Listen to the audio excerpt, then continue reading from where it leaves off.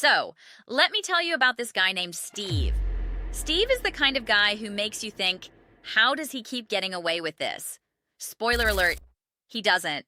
But that doesn't stop him from trying. And if you ever wondered how a guy from Beverly Hills, who once dreamed of Hollywood stardom, could twist his life into a roller coaster of scams, fraud, and non-stop reinvention, this is the story you've been waiting for. So buckle up and get ready as we unravel this wild tale. It all starts in the 1980s in the glitzy corridors of Beverly Hills. Steve, in his early 20s, had the look, the charm, and a burning ambition to become a big-time actor. Like many hopefuls chasing stardom, he found that the flashiest lights sometimes cast the darkest shadows. Role after role slipped through his fingers. With auditions ending in rejection and his dream of fame seemingly fading away, Steve decided that maybe he didn't need to chase the acting dream, maybe he could create his own spotlight by any means necessary.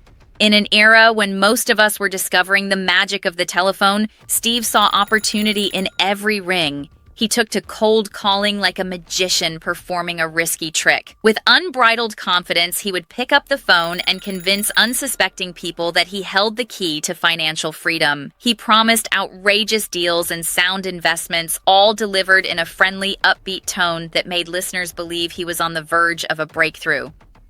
But as many of you know, telemarketing fraud isn't exactly subtle. It was only a matter of time before Steve's overzealous charm caught up with him.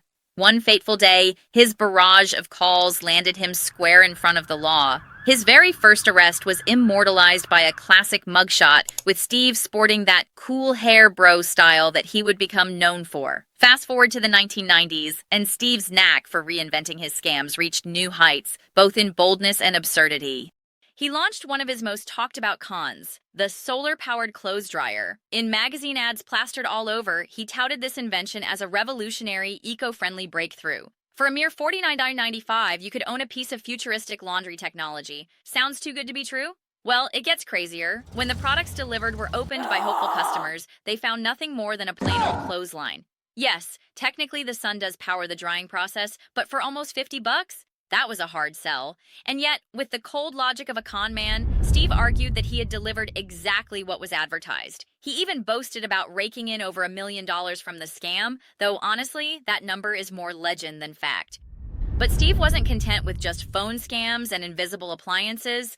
No, he craved the adrenaline of high-stakes deception. Next came the investment scams. Steve began peddling the promise of profitable oil wells that never existed. Using persuasive rhetoric and detailed-sounding investment documents, he coaxed money out of naive investors who dreamed of striking it rich. For months, he spun elaborate tales of lucrative oil fields and groundbreaking technology. The truth? There was nothing but empty promises and hollow contracts. And yet, every time his scheme unraveled, Steve found himself caught red-handed, another arrest, another mugshot to add to his growing collection. Now, here's where the story takes an unexpected twist. While most of us would have used time behind bars for reflection or to serve a sentence, Steve saw an opportunity to reinvent himself. While incarcerated, he took out a pen and wrote a book titled America's Guide to Fraud Prevention under the name Brett Champion. A con artist writing a fraud prevention guide? That's peak irony. Miraculously, the book got published. Suddenly, Steve, now rebranded as Brett Champion, found himself in the spotlight, this time as a self-proclaimed expert on consumer fraud. Major TV shows lined up for interviews. He rubbed shoulders with journalists on The View, Dateline, and even secured segments on CBS. Everyone I've met in prison that have conned someone or scammed someone and wound up in prison for it couldn't wait till their release date so they could get out and do it again. For a tantalizing period, it seemed the public was willing to believe his tale of reformation, trusting that the devil could genuinely change his stripes. But as we all know, the allure of the con is hard to resist. By 1999, bored with the fraud prevention gig, Steve decided it was time to return to his true calling, scamming. This time, his scheme involved a fantastical idea, a quiz game show guaranteed to be a hit. He cold-called potential investors, pitching the show like a blockbuster film. The catch? He claimed that former pro football legend Joe Namath was on board to give the production star power. The investors fell for it hook, line, and sinker. They forked over money, dazzled by promises promises of huge ratings and the magic of television, but as you might expect, no such show ever existed. Joe Namath, a bona fide football icon, was never involved in any such venture. When the scam collapsed, another mugshot joined Steve's gallery, and the court even went so far as to bar him from using the name Brett Champion or presenting himself as a fraud expert. No day in Steve's life was dull, and his next caper would hit close to home, especially for those with hearts too trusting. Enter Arthur, an 84-year-old retiree living a quiet, lonely life. Sensing that older folks could be ideal targets, Steve devised his next con, this time wrapping it in the guise of television investment. He pitched a new TV show with the uninspiring title, Trends of the 21st Century. Not exactly blockbuster material, but it was enough to capture Arthur's attention. Over the course of several months, Arthur, desperate for connection and dazzled by promises of a cutting-edge show, invested everything he had in this dream, eventually losing over $500,000. And just to relish his victory, Steve used a portion of those funds to splurge on a brand new Corvette, all while paying back court-ordered restitution to previous victims with money mixed from new scams. In his warped logic, using stolen money to pay off old debts was just another twist in his long string of cons. Inevitably, the scale of Steve's scams grew impossible to ignore. Arthur's mounting suspicions led him to do what any prudent person might: contact the FBI.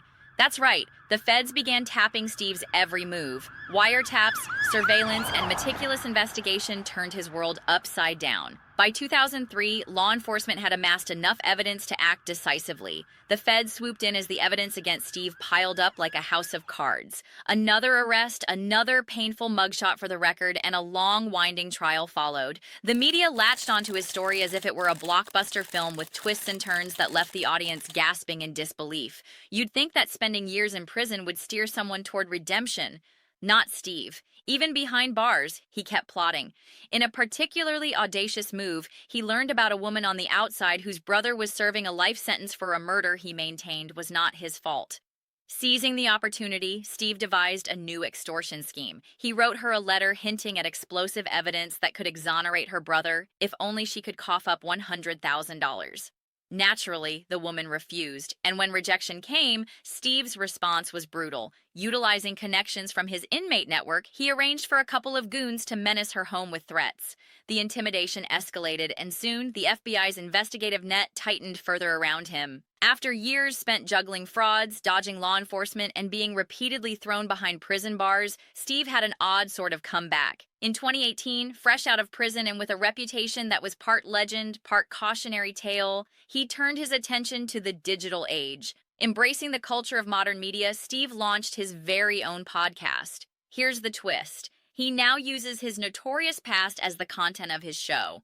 With a conversational tone and a blend of bravado and dark humor, he recounts his greatest scams, the highs of his fleeting victories, and even makes light of the ruins his cons left behind. Listeners are treated to stories that are as outrageous as they are horrifying, a true glimpse into the mind of a man who refused to learn from his mistakes. Some episodes even feature behind-the-scenes anecdotes discussing the infamous telemarketing days and the outrageous quiz show pitch. Is he telling the truth, or is it all just another layer of deception?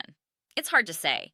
Yet, his relentless charisma continues to draw in a curious audience who can't help but be both entertained and appalled.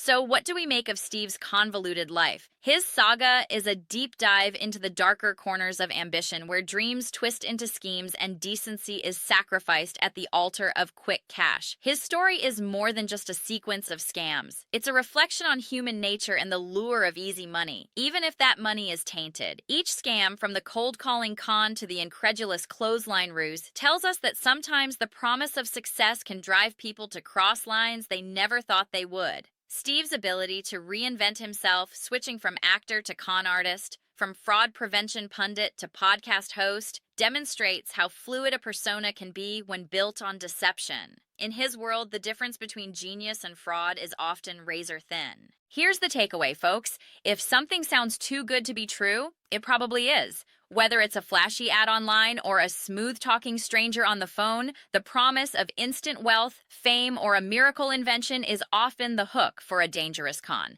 Steve's unbelievable journey from a hopeful actor in Beverly Hills to a serial scammer with multiple aliases serves as a stark reminder to question overhyped promises and to protect yourself from the lure of quick fixes. Next time you're tempted by a dazzling offer, take a moment to ask yourself, who benefits from this deal? And more importantly, would I be willing to bet my future on it?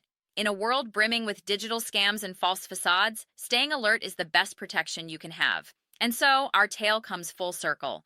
Steve's life is a labyrinth of daring moves, repeated mistakes, and sheer audacity.